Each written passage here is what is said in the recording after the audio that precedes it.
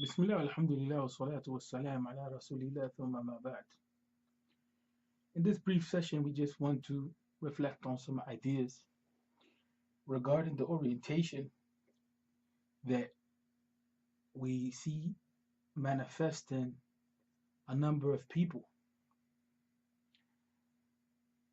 And although in research methodology, we can say that what is going to be presented is anecdotal evidence, is that type of evidence which we're getting from experience that we have on a daily basis from stories, from what people communicate.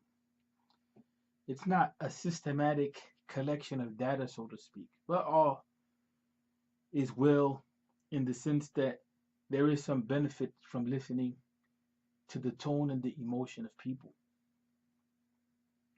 One of the dangers of the internet is not the problem of freedom of speech, so to speak. It's the problem that the educational methodologies which we have been introduced to have not given us the ability through training and through formation and so on and so forth to be able to deal with the array of ideas, the wide range of ideas that we see on the internet. And the average person is not going to expose themselves unless it's through a form of entertainment to educational information or programming that will last more than 5 to 10 minutes a clip. So then there's this orientation that people have online that they want to access information mostly in the form of entertainment, that it's a quick fix, so to speak.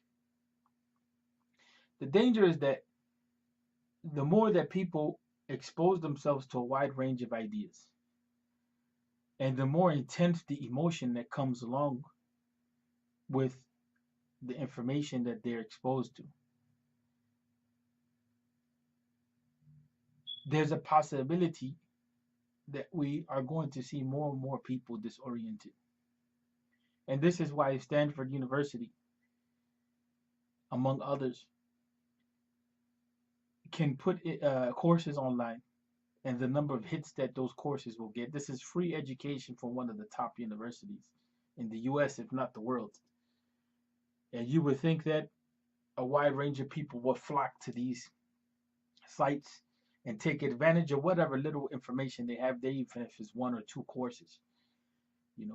And this is why perhaps we can say that something like Khan Academy, is not getting a following the way some of our entertainers are getting. The problem here is that as a society, we don't want the masses of people to have this doomsday mentality, right? This doomsday mentality in which they're looking at the world in such a negative way that they become dysfunctional. They have no ability to contribute to crisis management. This is the problem that our education, our hidden curriculum, as educationists call it, what we're learning by this sort of programming is to not approach the world in a proactive manner. To not approach the world in a proactive manner. As a matter of benefit to society, if we're going to encounter a crisis, we want the population to be able to be prepared, to be able to deal with whatever comes. But as is now, you're finding that psychologically people are collapsing. So we're seeing more and more mental illness manifest itself in a number of ways. And Muslims themselves are affected by this reality.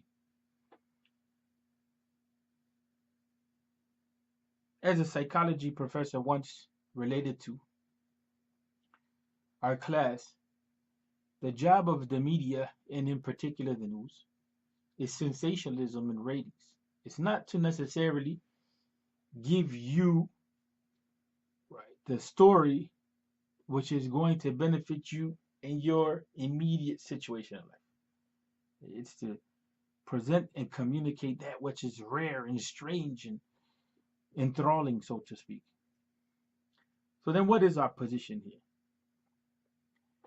As Muslims, our position should be that of understanding that the world is a place in which harm and benefit reside in human action,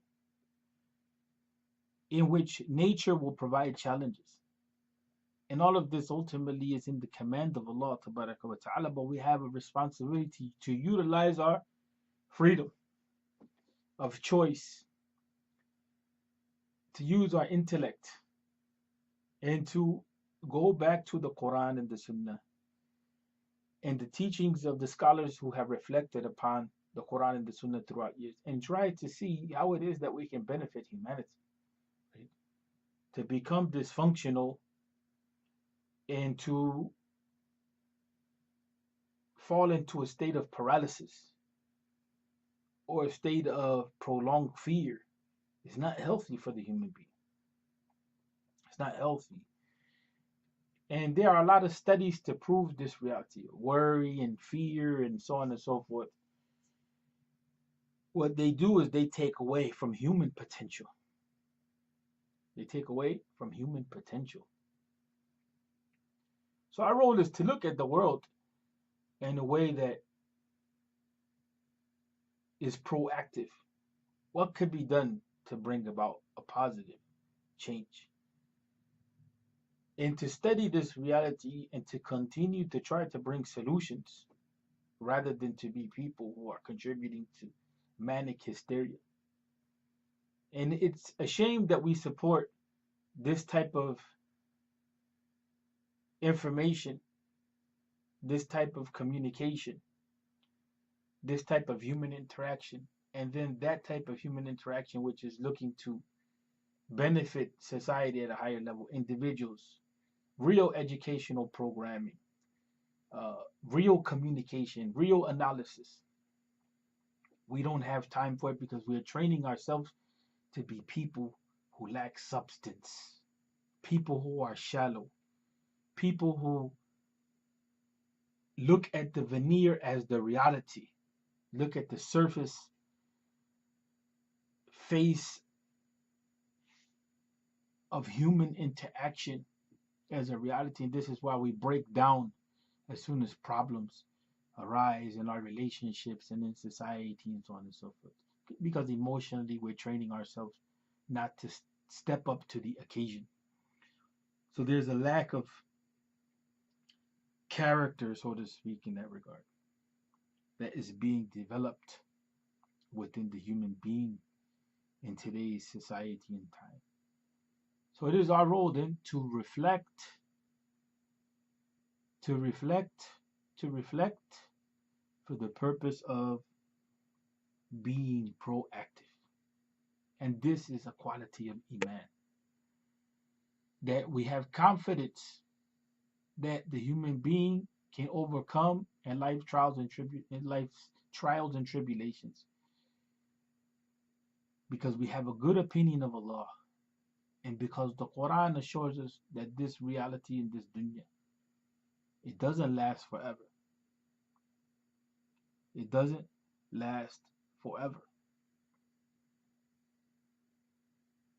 And because the Quran teaches us the nature of the human being, inni ja'ilun fil ardi khalifa.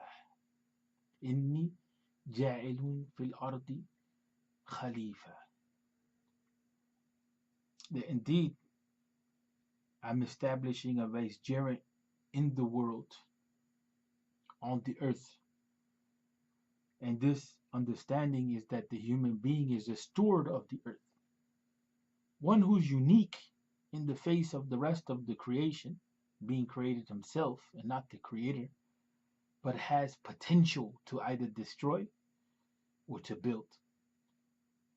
And with that reality that the human being harnesses potentialities, either for the positive or for the negative, and that the human being is a being of intellect and understanding. We have to understand in the light of revelation that Allah created us for a purpose, that we can contribute to history and time and so on and so forth and humanity, but only if we take on the right model of seeing the world.